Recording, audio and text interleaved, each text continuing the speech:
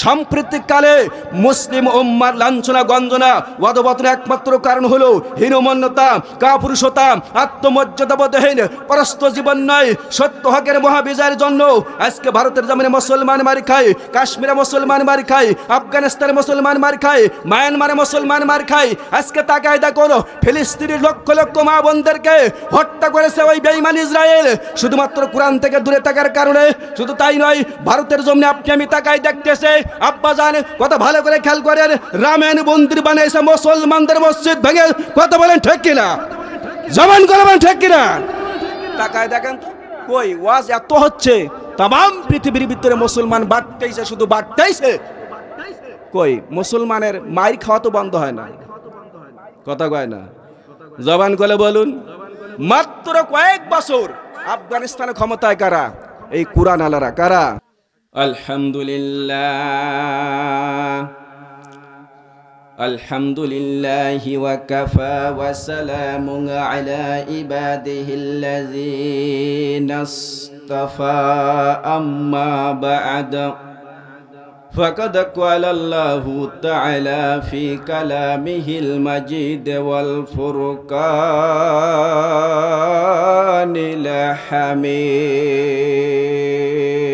الحميد أعوذ بالله من الشيطان الرجيم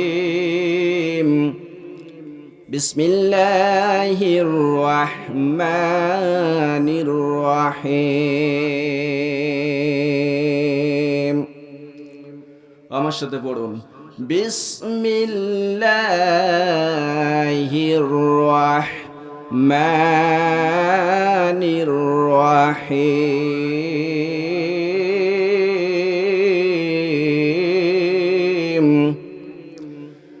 واتقوا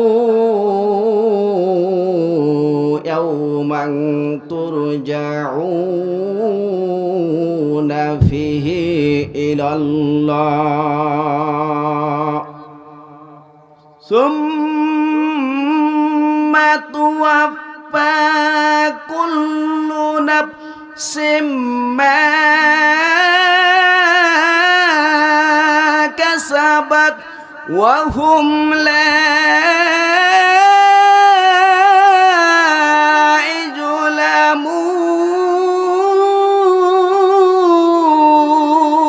يظلمون صدق الله العلي العظيم وقال رسول الله صلى الله عليه وسلم يقول ابن آدم مالي مالي وهل لك من مالك إلا ما أكلت فأفنيت ولبست فأبليت تصدقت فأمضيت وقال تعالى إن الله وملائكته يصلون على النبي يا أيها الذين آمنوا صلوا عليه وسلموا تسليما اللهم صل على محمد وعلى آل محمد كما صليت على إبراهيم وعلى آل إبراهيم إنك حميد مجيد اللهم بارك على محمد وعلى آل محمد كما باركت على إبراهيم وعلى آل إبراهيم إنك حميد مجيد আল্লাহ রাব্বুল আলামিন অত্যন্ত মহব্বত করে ভালোবেসে আপনাকে আমাকে এই মুহূর্তে কুরআনের মাহফিলে এতক্ষণ পর্যন্ত আলোচনা শোনার তৌফিক দান করেছেন। এর জন্য প্রাণ খুলে সবাই দিল থেকে শুকরিয়া জ্ঞাপন করি, সকলে জবান করি বলি আলহামদুলিল্লাহ। সেই সাথে দুরূদ আর সালাম বিশ্ব মানবতার মুক্তির দূত, আখিরি জামানার পয়গম্বর, বিশ্ববর্ণ রাজনীতিবিদ, দোজানের বাদশা, দোজানের পয়গম্বর, দোজানের ব্যারিস্টার জনাবে মুহাম্মদ রাসূলুল্লাহ, সকলেই বলি সাল্লাল্লাহু আলহামদুলিল্লাহ। আমরা সকলে ইনশাআল্লাহ কিছুক্ষণ চলবে তো আমি পবিত্র কুরআনুল কারীম থেকে সূরা বাকারার 281 নম্বর আয়াত আপনাদের সামনে তেলাওয়াত করেছি। কোন সূরা? জোরে কোন? সূরা বাকারা। সূরা আছে 114টি। কয়টি? 114টি। সবথেকে সর্বশেষ এই সূরা 114টি সূরার 6000-এর উপরে আয়াত আছে। এই আয়াতের সব থেকে সর্বশেষ যে আয়াতটা নাজিল হয়েছে ওই আয়াতটা আপনাদের সামনে আমি তেলাওয়াত করেছি। ওই আয়াতের যেহেতু আমি শেষের বক্তা, এজন্য সর্বশেষ যে আয়াতটা, এই আয়াতের পরে আর আয়াত কোন নাজিল হয় নাই। এই আয়াতের পরে রাসূল করিম সাল্লাল্লাহু আলাইহি ওয়াসাল্লাম 21 দিন মতান্তরে 30 দিন জীবিত ছিলেন, তারপরে উনি ইন্তেকাল করেছিলেন। সেই আয়াতটা আপনাদের সামনে পড়েছি। কিছুক্ষণ আপাতত দেখা যাক এর আলোচনা কিছু বলা যায় কিনা। আব্বাজান, আমার সামনে এতক্ষণ পর্যন্ত অত্যন্ত সুন্দর ফার্স্ট ক্লাস ভাবে যেই ব্যক্তি কথাগুলো বলে গেল, কথাগুলো অত্যন্ত সুন্দর, কিন্তু এই ওয়াজ আপনি আমি এরকম ওয়াজ কিয়ামত পর্যন্ত শুনতেছি, অথচ আমাদের কোনো পরিবর্তন হয়? জোরে কোন হয়? আর জোরে বলেন হয়? কুরআন ও হাদিস থেকে অত্যন্ত সুন্দর, আমার ভালো লাগতেছিল বড় ভাই, অত্যন্ত ফার্স্ট ক্লাস কণ্ঠ দিয়ে আপনাদেরকে চোখের পানি ফালাই এখান থেকে চলে গেল। দোষ তো ভাইয়ের না, দোষ কাদের? আমরা যারা আমল করি না আমাদের। কথা বলেন, জবান করে বলুন। আচ্ছা, কথা ভালো করে খেয়াল করুন, এইখান থেকে 10 বছর আগে এই গ্রামে মসজিদ কম ছিল না বেশি ছিল? কথা বলেন। আলেম ওলামা কম ছিল না বেশি ছিল? দাড়ি টুপি কম ছিল না বেশি ছিল? কথা কয় না, ঠিক কম ছিল না? মাদ্রাসা কম, আলেম কম, হাফেজ কম, মসজিদ কম ছিল না? তো এখন মসজিদ বেশি, মাদ্রাসা বেশি, টুপিওয়ালা বেশি, দাড়িওয়ালা বেশি, নামাজি বেশি। তা আগের থেকে মানুষ এখন খারাপ না ভালো?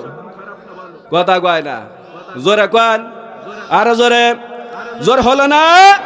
ইলেকশন হয়ে গেল 2 দিন আগে, ইলেকশন হয়ে গেল 2 দিন আগে। কই গলার মিছিল করে তো গলা একেবারে চা তো 2-3টি করে লেগেছে। তো কিছুক্ষণ আজকে তো বছরে এই যে মাহফিলটা একবার হয়, মাসে তো একবার হয় না? হয়? জোরে কোন হয়? মাসে তো একবার হয় না। তাহলে আপনি আমি কিছুক্ষণ এই যে এখানে বসে বিনা পয়সায় কিছুক্ষণ পর আপনাদের খাবারের ব্যবস্থা দেখলাম প্যাকেট করতেছে, এই খাবারগুলো বিনা পয়সায় নিয়ে যাব।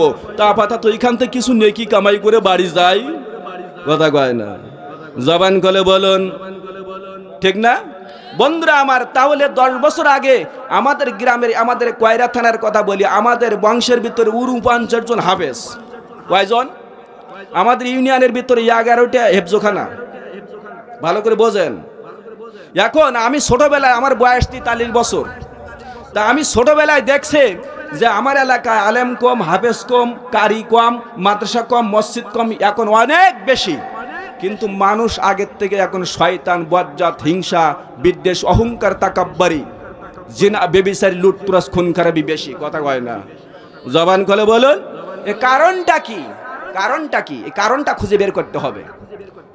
ইমাম সাহেব মসজিদে দোয়া করতেছে, মুয়াজ্জিন কিছুক্ষণ আগে বলেছে, ইমাম সাহেব একটু আগে একটা আপনার খুঁজতেছিল। কি জন্য? বলে এই এলাকার একটা ভ্যান হারাই গেছে, গরিব মানুষ, ওই ভ্যান হারাই গেছে, তা দোয়া করতে বলেছে। ইমাম সাহেব আপনাকে 100 টাকা দিয়ে গেছে। কি জন্য? বলে ওই ভ্যান যেন খুঁজে পায়। কথা ভালো করে বোঝেন, এখানে অনেক জ্ঞানী গুণী ব্যক্তি আছে। এখন ইমাম সাহেব দোয়া করতেছে, মসজিদ বোঝাই লোক, জুম্মার দিন। রব্বানা যালামনা আনফুসানা ওয়া ইল্লাম তাগফির লানা ওয়া তারহামনা লানাকুনান্না মিনাল খাসিরিন। প্রভু গো, আব্দুল কাদের গরিব মানুষ, ভ্যানটা হারিয়ে গেছে, আল্লাহ যাতে করে ভ্যানটা পায়। ওই মজলিসের মধ্যে চোর পিছনের কাতারে ছিল, চোর বলতেছে আমিন। ভ্যান পাওয়া যাবে? কথা কয় না, ভ্যান পাওয়া যাবে? যাবে, যাবে কিভাবে? কথা ভালো করে বোঝেন। এই যে আমার বড় ভাই এতক্ষণ পর্যন্ত কুরআন ও হাদিস থেকে অত্যন্ত সুন্দর ফার্স্ট ক্লাস কুরআনের কথা বলে গেল। এই সকালবেলা যে চুরি করে সে চুরি করবে, যে লোকের ঘর ঠেলে সে ঘর ঠেলবে। কথা ভালো করে বোঝেন। যে নামাজ পড়ে না সে নামাজ পড়বেই না, নামাজি হবে না। কারণ হলো কি?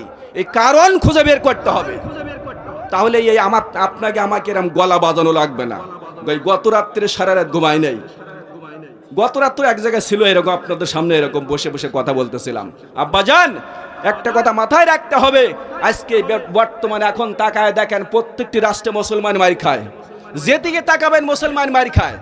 800 কোটি মানুষের ভিতরে 200 কোটি এখন BBC, satellite, internet, CNN, radio today, Facebook, by email, Gmail, নিত্য নতুন প্রযুক্তিতে বিশ্ব এখন টলমাল করতেছে। এখন তাম পৃথিবীর ভিতরে কোথায় কি হয় কি না হয় সব কিছু অত্যন্ত সুন্দর ফার্স্ট ক্লাস ভাবে আপনার আমার নখদর্পণে। কথা কয় না, জোরে কন। আপনি ঠিক বললেও ঠিক, না বললেও ঠিক। কারণ হুজুররাই কোরআনের কথা বাইরে বলে না, ঠিক বলেই কথাগুলো। কথা ভালো করে বোঝেন। তাকায় দেখেন তো কারণটা কি? ভারতে মুসলমান মার খাইতেছে প্রতিনিয়ত। বাবরি মসজিদ ভেঙে রামের মন্দির বানাইছে শত শত বছর আগের। কই কোনো ক্ষমতা আছে? তাম পৃথিবীর মুসলমানদের কোনো ক্ষমতা আছে? কথা বলেন। 10 লক্ষ মায়ানমার থেকে বের করে আমাদের বাংলাদেশে পাঠিয়ে দিয়েছে অভাবী রাষ্ট্রে। তারা আমরা এখন এই 5-7-10 বছর হয়ে গেছে খাইতে দিতেছি। ওই জাতিসংঘে কি বিচার করলো? কত ভালো করে বোঝেন। শুধু এইখান থেকে কানতে কানতে চোখ এইখান থেকে একবার বাইক এইখান থেকে জামা ভিজে যাবে।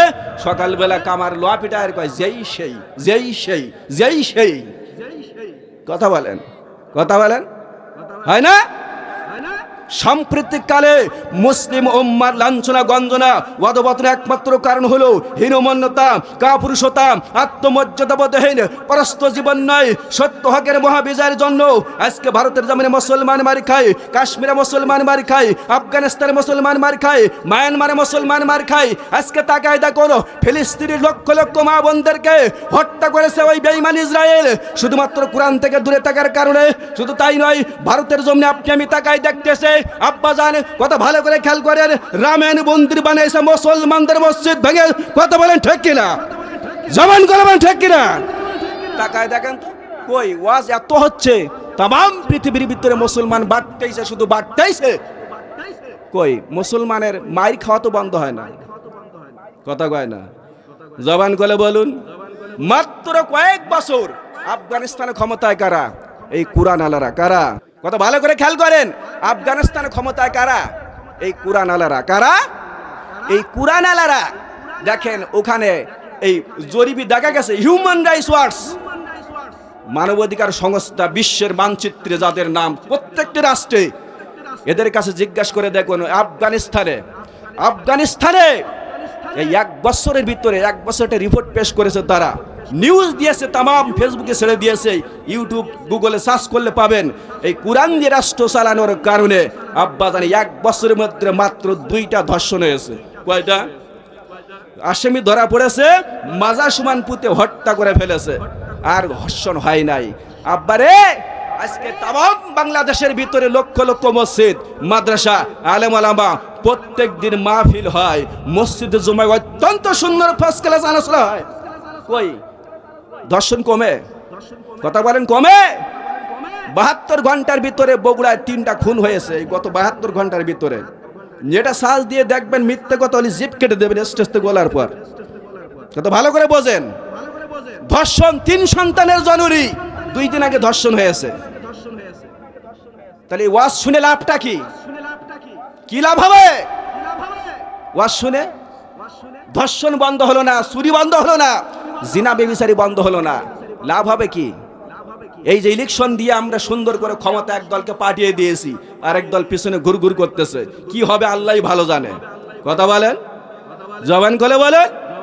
বন্ধুরা আমার, আমি বেশি লম্বা চড়া করবার রাত অনেক হয়ে গেছে, অনেকে মনে মনে চিন্তা করতেছে হুজুর কি বলে, ওয়াজ করবো কখন? এই ফাও কথা বাদ দেন। কথা বলেন। বলতেছে না আমাদের এলাকায় একজন বিবাহ করতে গেছে, মাথাটা হালকা একটু স্ক্রু ঢেলা, সাধারণ একটু বুদ্ধিসাধ্য কম, সাধারণ মানুষ অর্থাৎ চালাক চতুর কম।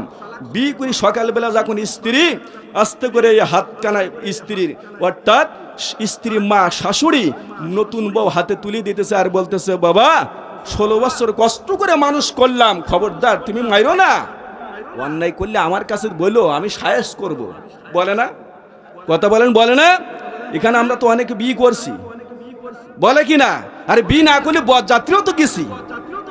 আস্তে করে এই নতুন বর বলতেছে মা মা তুমি কাঁদতেছো কেন? তোমার মেয়ে যা আমার মেয়ে তাই।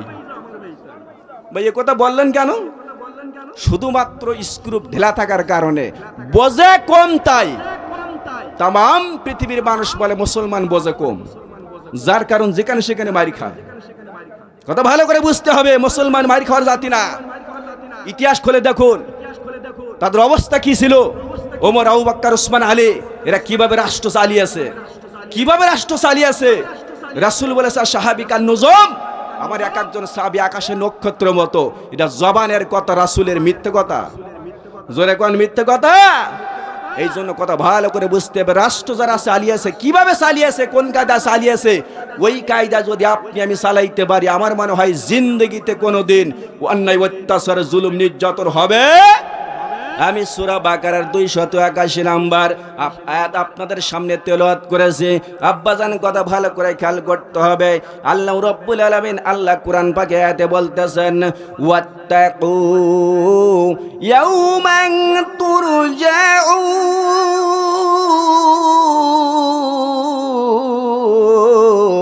ইলাল্লাহ।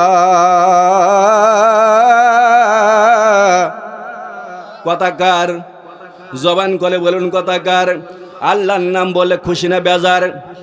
যদি লাগে খুশি আওয়াজটা হবে, বেশি মুখে থাকবে হাসি। আল্লাহ বলেন ওয়াত্তাকু ইয়াওমান তুরজাউনা ফিহি ইলাল্লাহ। ভয় করে ওই দিনের, মৃত্যুর পরে তোমার একটা ভয়, তাকওয়া। বন্ধুরা আমার, একটু আগে হুজুর ওয়াজ করে গেল অত্যন্ত সুন্দর ফার্স্ট ক্লাস ভাষায়। এ আব্বা জানে অনেকের দাড়িগুলো পেকে গেছে, আমার মতো কুচকুচে কালো ছিল, এখন পেকে গেছে। বন্ধুরে, এই দাড়িগুলো এক সময় সুন্দর করে আব্বাজান কালো ছিল, এখন আস্তে আস্তে সাদা হয়ে গেছে। কথা বলেন ঠিক কিনা? আমার দাদা বলতো এই বাড়িটা আমার। আমার দাদা এক সময় বলতে এই বাড়িটা আমার। আমার বলতে বলতে অন্ধকারে 3.5 হাত কবরের ভিতরে ঢুকে গেছে। আমার আব্বাজান বলতো এই বাড়ি আমার। আমার বলতে বলতে অন্ধকারে কবরে চলে গেল রে। আমি এখন বলতেছি আমার। আমি আমার বলতে বলতে অন্ধকারে কবরে চলিয়া যাইব। আমার সন্তান আস্তে করে বলবে আমার। পূর্বপুরুষ সূত্র বন্ধুরা আমার, এরকম পূর্বপুরুষ ধারাবাহিকভাবে আস্তে করে শুধুমাত্র বলবে আমার, আমার, আমারে বলবে। বিশ্বনবী বলেন, ইয়াকুল ইবনে আদম মালি মালি হাল্লাকা মিম মালিকা ইল্লা মা কালতা ফাবনাইতা লাবিস্তা আবলাইতা তাসাদ্দাকতা ফামদাইতা। আল্লাহর নবী বলেন, 3টা জিনিস শুধু তোমার। 1 নম্বরে যেই জিনিস তুমি কি হজম করে ফেলাইছো, 2 নম্বরে যেই জিনিস তুমি পরিধান করে ছিঁড়ে ফেলাইছো, 3 নম্বরে যেই সময়টা এখানে ব্যয় করতেছো, বা যেই টাকাটা ভালো কাজে ব্যয় করতেছো, বা যেই সময়টা তুমি ভালো কাজে কোরআন শুনতেছো, এইটা ছাড়া সব কিছু কিন্তু পরের কথা। বলেন ঠিক কিনা? আরে ডাকাশিলে যাইতে হবে, করবে কে তখন? ডাকাশিলে যাইতে হবে, করবে কে তখন?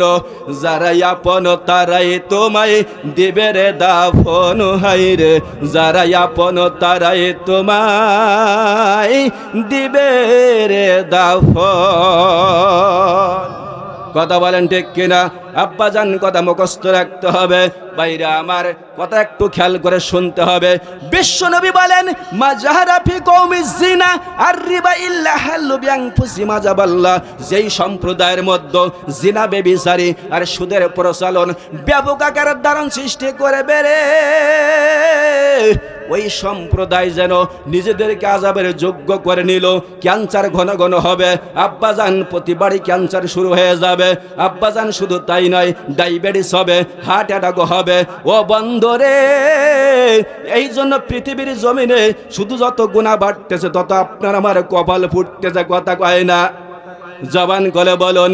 ও আব্বাজান কথা ভালো করে বুঝতে হবে। আল্লাহ বলেন, ওয়াত্তাকু ইয়াওমান তুরজাউনা ফিহি ইলাল্লাহ। কথাকার জোরে কোন কথাকার? আর জোরে বলেন কথাকার। বন্ধুরা আমার, কথা ভালো করে একটু খেয়াল করে শুনতে হবে। ও বন্ধুরা আমার, আজকে দেখেন, একবার যদি ক্ষমতায় যায়, বিএনপি ক্ষমতায় গেছে, আলহামদুলিল্লাহ, আমরা সকলে তাদের জন্য দোয়া করবো যেন সুন্দরভাবে রাষ্ট্রটা চালায়। জোরে কোন আমিন। আরো জোরে বলেন আমিন। 2001 থেকে 6 সাল পর্যন্ত বিএনপি ক্ষমতায় ছিল, খালেদা জিয়া বেঁচে ছিল। এই খালেদা জিয়া বন্ধুরা আমার এত নির্যাতন করেছে। আওয়ামী লীগ তখন বিরোধী দল ছিল, খালেদা জিয়াকে এমন ভাবে নির্যাতন করেছে আব্বা। 2006 সাল থেকে 1 সাল থেকে 6 সাল পর্যন্ত এই আওয়ামী লীগ ছিল বিরোধী দল। বাইরে 178 দিন হরতাল ডেকেছিল। সৌদি আরবের সুন্দর একটা কোম্পানি, বাংলাদেশে কয়েক হাজার লোক নিয়ে একটা কোম্পানি কর্মচারী হিসাবে তাদেরকে নিয়োগ দিয়ে একটা কাজ করার জন্য বন্ধুরা আমার ফার্স্ট ক্লাস ভাবে একটা কোম্পানি তৈরি করতেছিল। বন্ধুরা আমার, শুধুমাত্র 178 দিন হরতাল ডাকার কারণে সেই কোম্পানিটা ঠিকানা টিকতে পারে নাই। আহা, সেই মানুষটি খালেদা জিয়া অন্ধকার কবরে চলে গেছে। খালেদা জিয়ার জানাজায় যত পরিমাণ লোক হয়েছে, আজ পর্যন্ত দেখেছেন কেউ এত লোক বাংলার জমিনে? তাহলে তিনি যদি ভালো লোক না হতেন, তাহলে উনার জানাজায় এত লোক কেন হবে? কোনো হুজুরের বিরুদ্ধে, কোনো আলেমের বিরুদ্ধে জিন্দেগিতে তিনি কথা বলেন। আল্লাহ তাকে জান্নাতে নসিব করে, সকলে বলে আমিন। বন্ধুরা আমার, আমি আপনাদের সঙ্গে যে কথা বলতেছিলাম, আল্লাহর পয়গম্বরের একজন খলিফা ছিল, নাম ছিল খলিফাতুল মুসলিমিন ওমর। ওমর রাদিয়াল্লাহু তাআলা যখন রাষ্ট্রপ্রধান, একটু ভালো করে বুঝতে হবে, উনি যখন রাষ্ট্রপ্রধান, উনি একদিন রাস্তা দিয়ে ফাঁকা ময়দান দিয়ে যাইতে আছে। যাইতে যাইতে যাইতে যাইতে এমন সময় তাকায় দেখে একটা বুড়ি। ওই বুড়িটা দেখে উনি থমকে দাঁড়িয়ে গেলেন, কারণ বুড়ির জবান থেকে শুধুমাত্র গালিগালাজ করতেছে। মহিলা মানুষ শুধু কারোর জন্য গালিগালাজ করতেছে। মহিলার পাশে ডাক দিয়ে বললেন, মা গো, আমি জানতে চাই তুমি যেন কারে গালিগালাজ করতেছো? ও মা, কি ব্যাপারে কিছুই বুঝলাম না, বৃদ্ধ হয়ে গেছো, কেন গালিগালাজ করতেছো? এই কথা যখন বারবার বলতেছে, বলে বাবা তুমি কোথায় ছিলে, তোমার চিনলাম না, কারণ ওই জামানায় ডিজিটাল যুগ ছিল না, এই জন্য প্রেসিডেন্ট কেউ চিনতো না, রাষ্ট্রপ্রধান কেউ চিনতো না। বুড়িমা ডাক দিয়ে বলতেছে, বাবা বর্তমান ক্ষমতায় রাষ্ট্রপ্রধান হলো ওমর রাদিয়াল্লাহু তাআলা। যুবক ডাক দিয়ে বলে, কি হয়েছে? ওমর তখন টকবগে যুবক। বান্দরা আমার, এমন সময় সঙ্গে সঙ্গে বুড়িমা ডাক দিয়ে বলে, ওমরকে কেন গালিগালাজ করবো না? ওমর এখন রাষ্ট্র ক্ষমতায়, কারণ এর আগে ক্ষমতায় ছিল আবু বকর 2 বছর কয়েক মাস। আবু বকর আচরণ দেখিয়া, আবু বকরের খোদাবিতু তাকওয়া দেখিয়া আমি ইহুদি থেকে মুসলমান হয়েছি, কারণ আবু বকর ক্ষমতা আসার পরে আমি যখন মুসলমান হয়েছি, আবু বকর আচরণ ব্যবহার উঠা বসা চলাফেরা দেখিয়া আমি মুসলমান হয়েছি। কাজেই আবু বকর প্রত্যেক দিন আমার বাড়ি খাবারে পৌঁছে দিত রে বাবা যুবক, ও যুবক। কিন্তু বর্তমানে আবু বকর নাই, ওমর ক্ষমতায়, ওমর জিন্দগিতে আমার ঘরের খোঁজ খবর নেয় না। ক্ষমতা পাইয়া একেবারে আরামের চেয়ারে বসে বসে শুধু আরাম করে, জনগণের খোঁজ খবর নেয় না।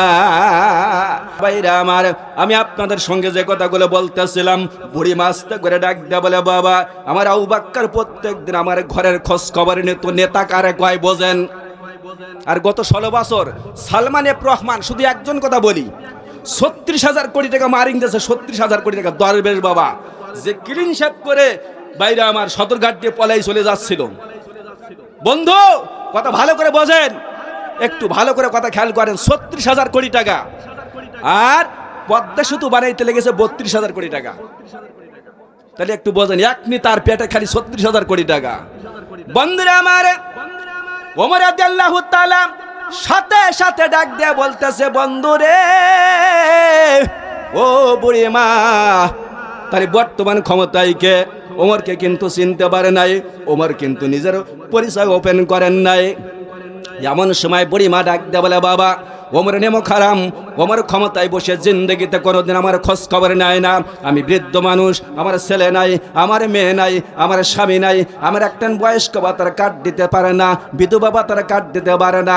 বন্ধুরে, আমাদের কয়রার ভিতরে একটা ট্যাঙ্কি গরিব মানুষ নিতে গেলে 4,000 টাকা, 5,000 টাকা, অনেকে 12,000 টাকা পর্যন্ত দিয়েছে। আপনাদের এলাকায় ওটা নাই? কথা কয় না। 30 কেজির কাঠ নিতে হলে 3,000 টাকা ঘুষ। এরকম কিন্তু অন্য অন্য এলাকা আছে, আপনাদের এলাকার কথা বলতেছি না বলে আবার মারি খাবো নাই।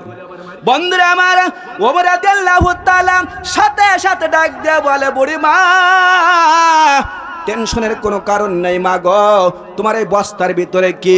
এই বস্তা নিয়ে শুধু কাঁধে উঠাইতেছো আর নামতেছো, আর উঠাইতেছো নামতেছো, কিছুই বুঝলাম না।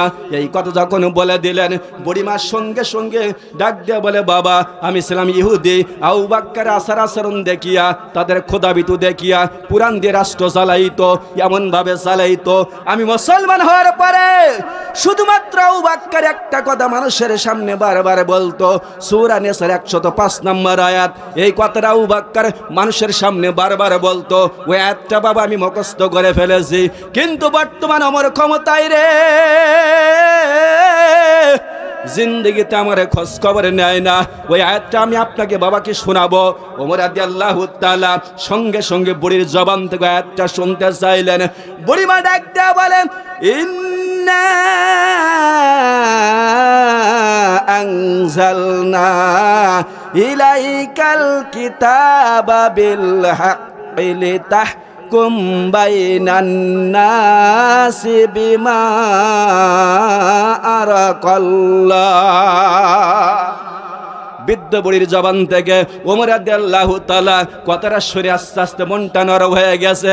ইহুদি থেকে মুসলমান হওয়ার পরে কত সুন্দরভাবে এই বৃদ্ধ কোরআন আয়াত মুখস্থ করেছে। আর আমার মেয়ে, আপনার মেয়ে হাই স্কুল থেকে আসার পরে বইগুলো ছেলে দিয়ে টাচফোন নিয়ে শুধু ঘষাঘষি, ঘষাঘষি। হ্যালো, তুমি কোন টাকা করবো? কথা কয় না, আছে না নাই? বন্ধু ভাইরা আমার, আপনার আমার স্ত্রী এমন একটা পর্যায়ে এই মোবাইল উঠে চলে গেছে, পালঙ্গর পর হেলাম দিয়ে পেটে বাচ্চা নিয়ে শুধু ঠেলাঠেলি, নায়িকা কিভাবে জড়াজড়ি করে, কিভাবে পরক্রিয়া করে, কিভাবে প্রেম করে, সুন্দর করে দেখে। পেটেরটা হলে ওই ডিপ জলমার্কা। কথা কয় না, জবান খোলে বলুন। বন্ধু, খাদিজা রাদিয়াল্লাহু তাআলা এই দুনিয়ায় সমস্ত সম্পদ দেয়, বন্ধু সুমাইয়া জীবন দেয়, মরিয়াম দুনিয়াতে থেকে জান্নাতের ফল খায়। আর আমাদের নারী রাস্তা দিয়ে হেঁটে গেলে যুবকরা বলে মালকে সত্তর ভাই। কথা কয় না। হাট বাজারে মার্কেটে যাই দেখি শুধু নারী, আর কেউ যে আবার সেজে গেজে করছে দোকানদারি, কেউ যে আবার মেকআপ করে চালায় হোন্ডা গাড়ি। কথা কয় না, জবান কল বলুন।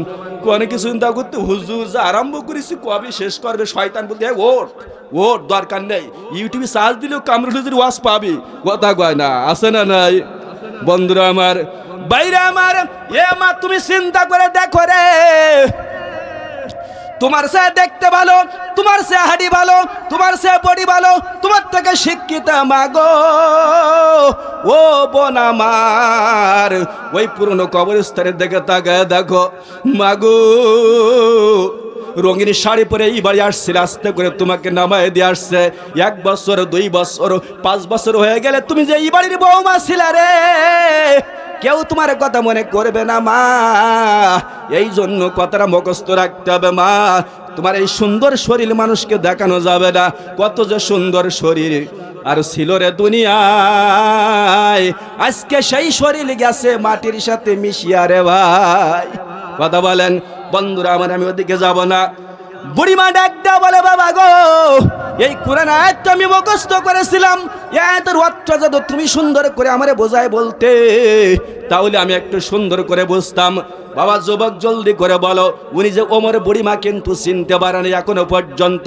বুড়িমা বলতেছে এই বজাটার ভিতরে অনেক খাবার আছে, আমি মানুষের বাড়ি কাজ করে করে করে করে করে 1 মাস পর্যন্ত কাজ করেছি, এই যে খাবারগুলো হয়েছে বাবা গো, আমার বাড়ি 3 কিলোমিটার দূরে, আমি বাড়ি নিয়ে যাব, কিন্তু কোনো মানুষ পাইতেছে না সাহায্য করার মতো। আব্বাজান কথা ভালো করে বুঝতে হবে। এই জন্য ওমর রাদিয়াল্লাহু তাআলা ডাক দিয়ে বলে মা গো, হাটিয়ার কথা বলি, কোনো সমস্যা নাই, আপনি এক মাথায় ধরেন, আমি এক মাথায় ধরি, আমার মাথায় উঠায় দেন, জোরে কোন সুবহানাল্লাহ। নেতা কারে কয়? ভালো করে বোঝেন, নেতা কারে কয়? বন্ধুরা আমার, কথা ভালো করে খেয়াল করুন। পথ চলতেছে, ওই বুড়ি ওমরের পিছে পিছে গালিগালাজ করতেছে, ওমর নেমো খারাপ, ওমর অত্যন্ত খারাপ, জনগণের খোঁজ খবর নেয় না। ওমরের বিরুদ্ধে কাল কিয়ামতের ময়দানে আমি মামলা দায়ের করব, জোরে কোন মারহাবা। বন্ধুরা আমার, এই কথা বলা এই কথা বলতেছে, বারবার বলতেছে আমি মামলা দায়ের করব, আমি আসামির কাঠগড়ায় দাঁড়ে করাবো। এমন সময় আব্বাস রাদিয়াল্লাহু তাআলা, বিশ্ব নবীর চাচা আর হযরত আলী রাদিয়াল্লাহু তাআলা হঠাৎ করে কোত্থেকে যেন সামনে হাজির হয়ে গেছে। ওঠার পরে আব্বাস রাদিয়াল্লাহু তাআলা ওমরকে ডাক দিয়ে বলতেছে, ও খলিফাতুল মুসলিমিন ওমর, কি ব্যাপারে কিছুই বুঝলাম না, আপনি রাষ্ট্রপ্রধান অর্ধজাহানের বাদশা, আপনার মাথায় কেন একজন বুড়িমার গাঠুরিয়া? কি ব্যাপারে কিছুই বুঝলাম না। ওমর একবার আব্বাসের দিকে তাকায়, বুড়িমার দিকে তাকায়, 2 চোখের পানি ছেড়ে দিয়ে ডাক দিয়ে বললেন, ও আল্লাহ গো, ও আল্লাহ, একটা জিনিস দেখবেন, যারা আল্লাহওয়ালা মানুষ তারা বিশেষ নিজের আমলের কথা প্রকাশ করতে চায় না। জিন্দেগিতে আব্বা জান ভালো করে খেয়াল করবেন, আল্লাহওয়ালা মানুষ বেশি পোষপাস দেয় না, সাদা মাটায় বেড়ায়। ও বন্ধুরা আমার, ওমরের নিজের পরিচয় এখনো পর্যন্ত ওপেন করে নাই, শুধু কাঁদতেছে। বুড়িমা একবার আলীর দিকে তাকায়, একবার ওমরের দিকে তাকায়, আর একবার আসমানের দিকে তাকায়, ডাক দে বলে বাবা গো, আমি কিছুক্ষণ আগে বললাম আহা আমি ওমরের বিরুদ্ধে মামলা দায়ের করব। আমার সামনে ওমর দাঁড়িয়ে গেছে। আহা ওমর তো আল্লাহ তো ঠিকই ক্ষমতা দিয়েছে, কোনো সমস্যা নাই। ওমর রাদিয়াল্লাহু তাআলা মাথার থেকে ওই যে বোঝাটা নামাইয়া বুড়িমার পায়ে পড়ে গেছে, ডাক দিয়ে বলতেছে, মাগো তুমি আমারে, আমি ভয় করি, আল্লাহর অন্তরে আমার ভয়। ওয়াত্তাকু ইয়াওমান তুরজাউনা ফিহি ইলাল্লাহ। তাকওয়া ভয় করে আল্লাহর। তুমি বারবার বলতেছো আসামির কাঠ করে দাঁড় করাইব, আসামির কাঠ করে দাঁড় করাইব। মাগো ও মা, দয়া করে তুমি আমারে মাফ করে দাও। দুইজনের সাক্ষী, তুমি আমারে মাফ করে দাও। তোমার জবান থেকে যতক্ষণ পর্যন্ত আমি মাপের কথা না শুনবো মাগো, ততক্ষণ পর্যন্ত আমি পা ছাড়বো না। নেতা কারে কয়?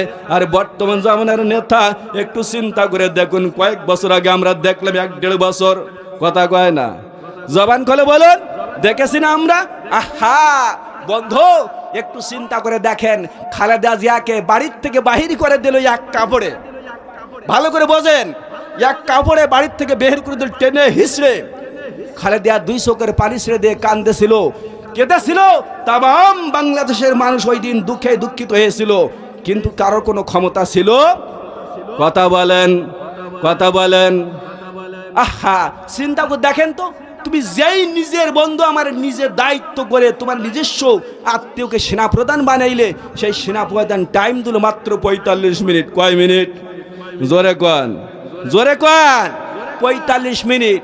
তুমি যে ওই দিন হুকুম দিয়েছিলে পুলিশকে, সেনাবাহিনীকে গুলি করার, 14 থেকে 1500 মানুষ গুলি করে হত্যা করেছো, বিচার হবে না? হবে না? জুলাই সনদ সই হয়েছে না? কথা বলেন, হয়েছে না? চিন্তা করে দেখেন তো, এর বিচার অবশ্যই হবে। বুবু গো ও বুবু কেমন নৌকার মাঝি, এখন তোমার নৌকা চলে না, এখন তোমার নৌকা চলে না। কথা বলেন, হয় না? হয়েছে না? বিচার হবে না? আরে সব কোনিদের বিচার ববো হবে আনা আনা, তোমার বিচার হবে ববো, আর তোমার বিচার হবে ববো, হবে 16 আনা ববু গো ও ববু কেমন নৌকার মাঝি, এখন তোমার নৌকা চলে না। বন্ধুরা আমার কথা ভালো করে বুঝতে হবে, আমি আপনাদের সঙ্গে যে কথাগুলো বলতেছিলাম একটু মহব্বতের সহিত ভালো করে বুঝতে হবে। বন্ধুরা আমার, তাহলে ভয় করবো কার? জোরে কন, ভয় করবো কার? আল্লাহকে ভয় করতে হবে।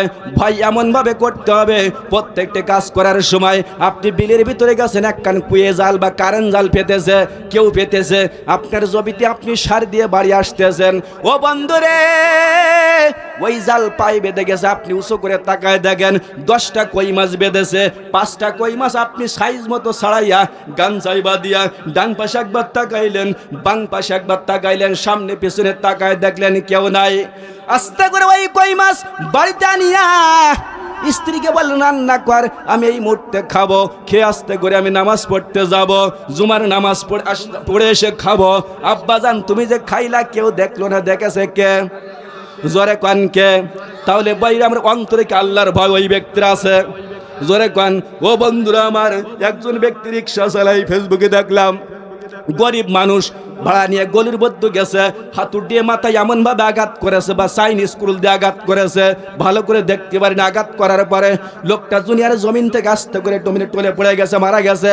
বন্ধুরে একটু ভালো করে কথা খেয়াল করে শুনে, ওই রিক্সা লাশের পথ দিয়ে টান দিয়ে নিয়ে চলে গেছে, বিক্রি করে মদ গাঁজা কিনে খায়। ওদের অন্তরে কি আল্লাহর ভয় আছে? জোরে কোন আছে? ও ভাই 3 জনে মিলে একটা মেয়েকে ধর্ষণ করে বাইরে আমার, তারপরে অচেতন অবস্থায় ফেলাই রাখে নাই, গলায় ফাঁস দিয়ে হত্যা করে জ্বালাইয়া পুড়ে ছাই বানাই ফেলাইছে। তাহলে ওদের অন্তরে কি আল্লাহর ভয় আছে? জোরে কোন আছে? ইয়া আইয়ুহাল্লাযীনা আমানু তাকুল্লাহ ওয়াত্তাকুল্লাহা ওয়াল তানজুরু নাফসুম মা কদ্দামাত লিগাদ। আল্লাহ বলেন, হে বান্দারে, হে আমার ইমানদারেরা, তো আল্লাহকে ভয় কর। ওয়াল তানজুরু নাফসুম মা কদ্দামাত লিগাদ, এবং চিন্তা করে দেখ বাবারে, ওই অন্ধকারে কবর, ওই কবরের মধ্যে তুই যখন মারা যাবে তোর থেকে ভালো আমার বন্ধুরা আমার পুরনো কবরস্থান, ওই যে নিরালা কবরস্থান আছে আব্বাজান, ওই যে আজিমপুর কবরস্থান আছে, ওই কবরস্থানের দিকে তাকায় দেখো তোমার মতো এরকম রাস্তায় ঘোরাফেরা করত, বাইরে আমার কাজ কাম করত, চাকরি বাকরি করত, ওই সমস্ত মানুষগুলো অন্ধকারে কবরে বছরের পর বছর যুগের পরে যুগে শুয়ে আছে, গরু ছাগলে ঘাস খায় খাদাই এবার কোনো ক্ষমতা নাই। কথা বলেন, আইসো খালি যাইবা খালি, সঙ্গে কেহ যাবে না রে, যে নাহি তোর আসল বাড়ি রে বন্ধু, কবর আসল ঠিকানা। কথা বলেন ঠিক না? এই জন্য দুনিয়া আসলে কিচ্ছু না, ভয় করতে হবে কার? জোরে কানকার মুসলমানের সাউন্ড হবে না কোনো দিন ডাউন, মনে রাখতে হবে। বন্ধুরা আমার, বিশ্ব নবীর সাহাবী নাম হলো সালাবাতুল আনসারী, ইনি একদিন রাস্তা দিয়ে হাঁটতেছে, বিশ্ব নবী ডাক দিয়ে বলে শোনো ও সালাবা, তোমার একটা ছেলের সাথে বন্ধু বানায় দেব। ওই ছেলেটা মদিনার থেকে মক্কা থেকে মদিনায় হিজরত করে এসেছে, দুইজনের হাতে হাত দিয়ে বন্ধু বানায় দিলেন। বন্ধু বানানোর পরে এই সাইদকে লক্ষ্য করে ডাক দেওয়া বলেন যুদ্ধের ময়দানে যেতে হবে। সালাবার দায়িত্ব দিলেন তোমার বন্ধুর স্ত্রীকে লক্ষ্য করে রাখবা, কোনোদিন যেন অপব্যবহার অর্থাৎ খারাপ নজরে তাকাইবা না, কোন রকম যেন আমানতের খেয়ানত করবা না। বন্ধুরা আমার, সানাউল্লাহ পানিপতি রহমতুল্লাহ আলাইহি তাফসীরে মাজারির মধ্যে ঘটনাটা লিখতেছে।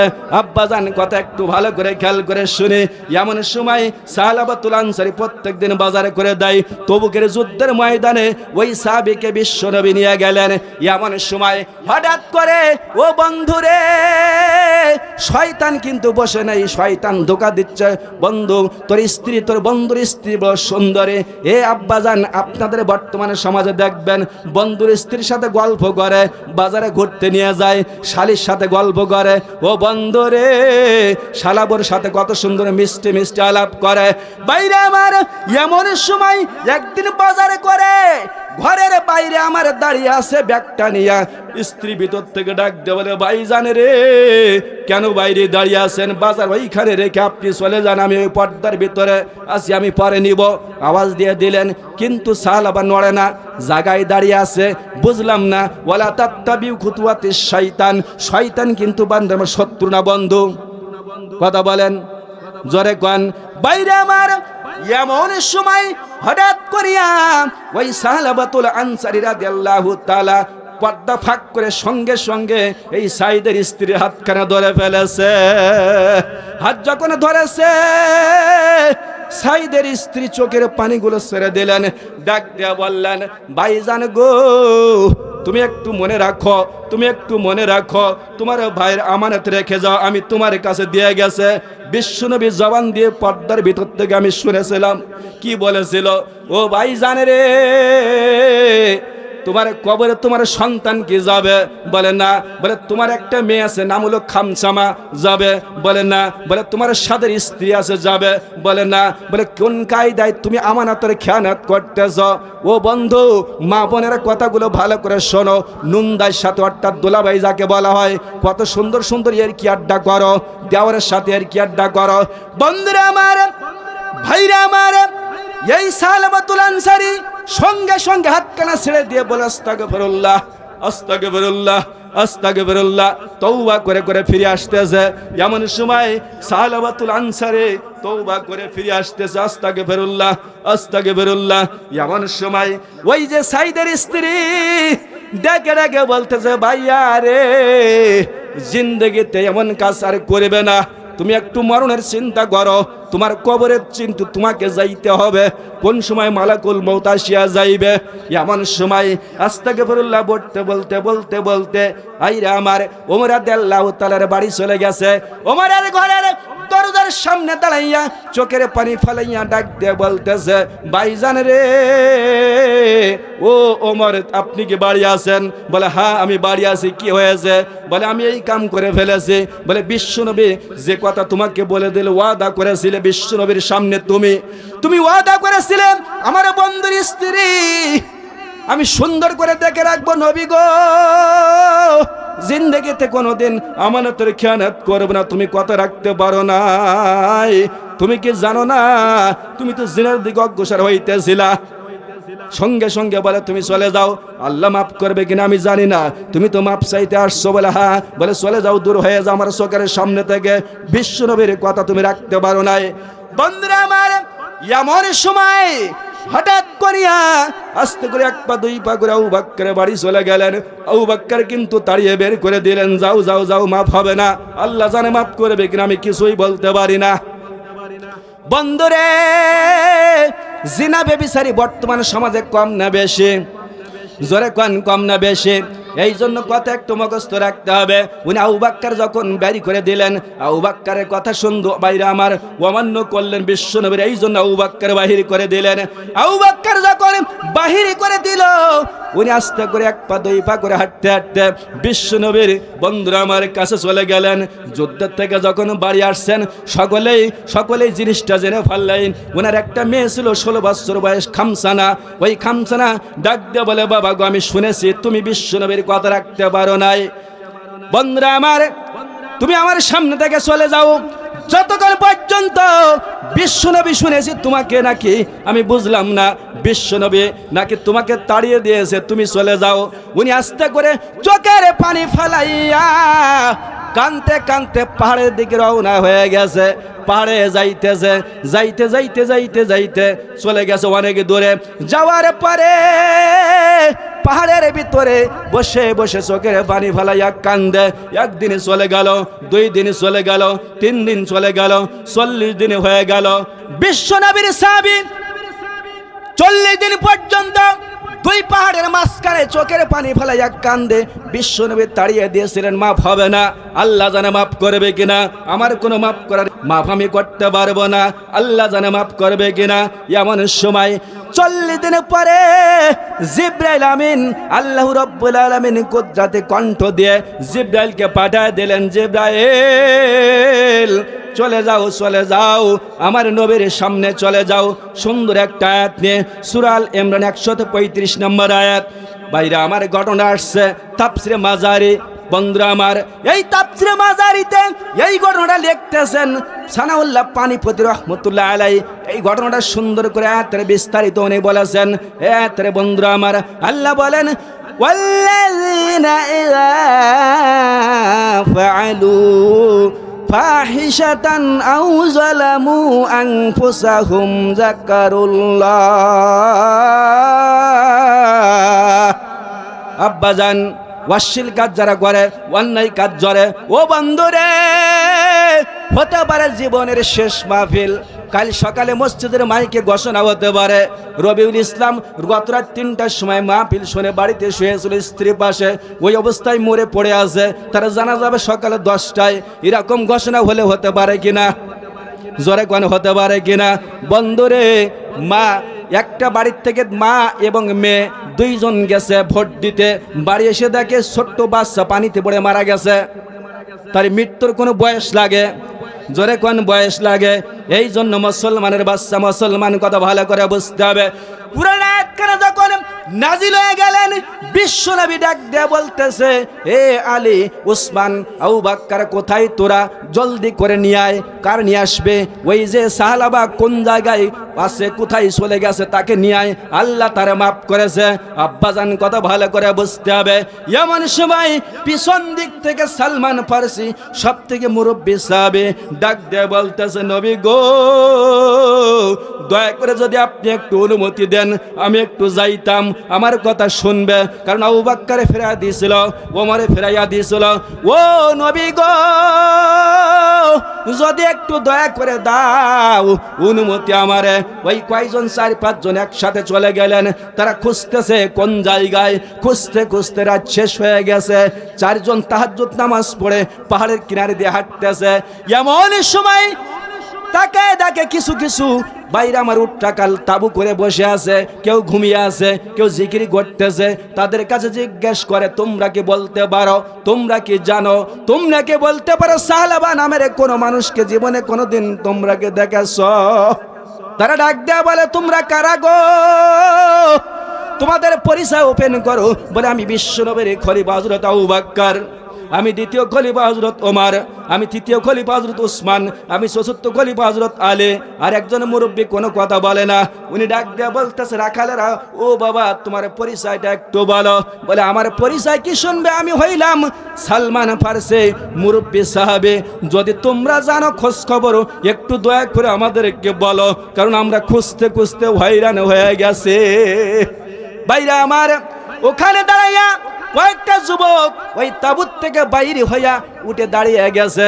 তারা বলতেছে, শোনো রে শোনো, ও বিশ্বনবীর খলিফারা, সালাবাটা আমরা চিনি না, তবে একটা লোক শেষ রাত্রে যখন হয়, আমরা যখন তাহাজ্জুদ নামাজ পড়তে উঠি, তায়াম্মুম করিয়া ওই পাহাড়ের ভিতর থেকে গুনগুন গুনগুন করে কান্নার আওয়াজ আসে।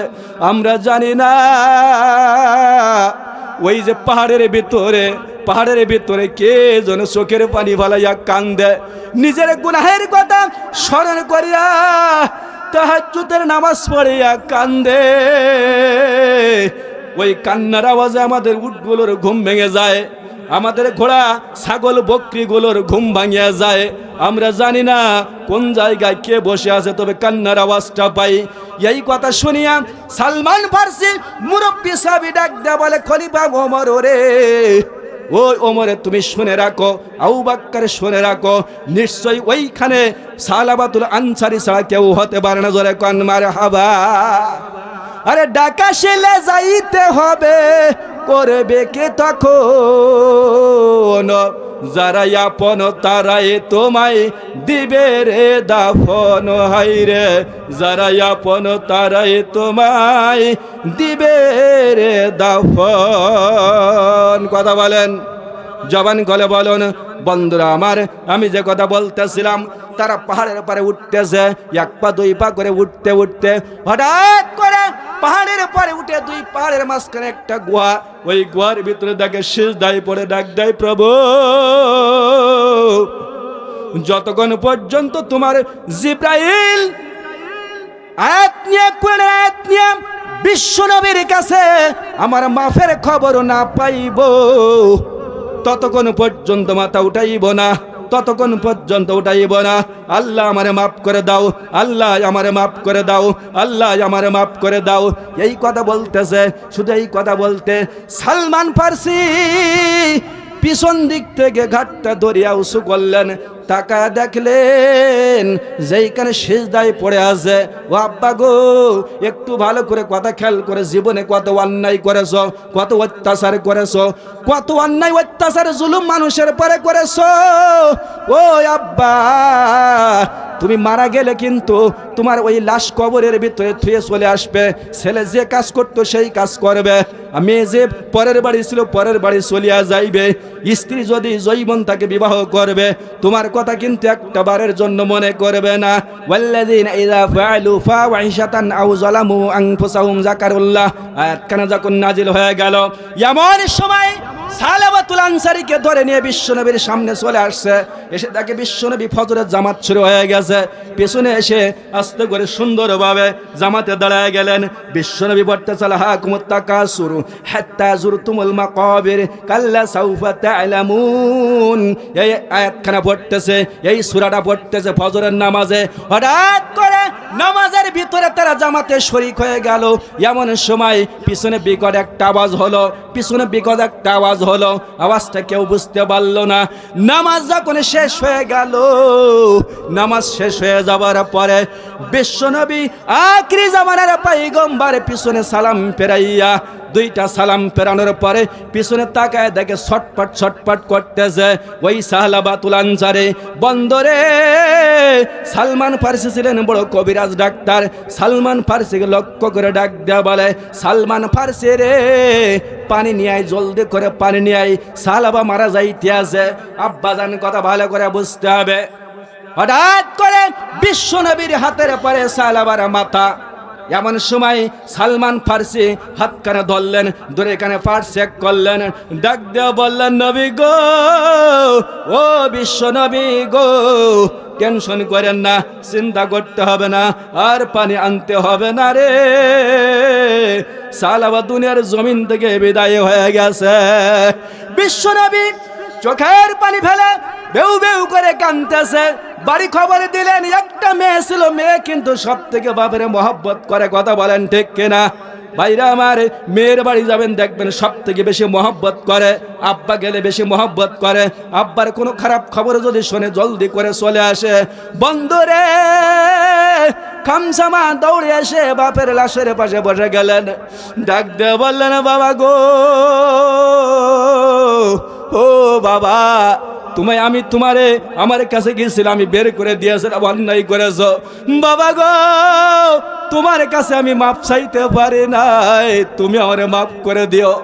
বিশ্বনবী ডাক দেয়া বলে, সালমান ফারসি রে, ওই ওমর, আবু বকর, তোমরা যদি জান্নাতি মানুষ দেখতে চাও, সঙ্গে সঙ্গে তোমরা সাহাবাকে দেখে জোরে কান মারহাবা। কেমন মানুষ চিন্তা করে দেখেন, তাদের তওবা, অন্যায় করলে সাথে সাথে তারা কি করত?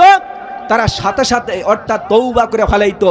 কিন্তু আপনি আমি অন্যায় করলে আর যারা অন্যায় অত্যাচার জুলুম নির্যাতন করে, বাইরে আমার তিনটা কথা মনে রাখতে হবে, আমি লম্বা চলা করবো না। আর তিনটা কথা, এক নম্বর, জীবনে কোনো মানুষের পরে জুলুম করব না। পারবো তো?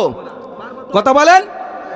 আল্লাহ রাব্বুল আলামিন বলেন, ইন্নামাস সাবিলু আলাল্লাযিনা ইয়াজলিমুনান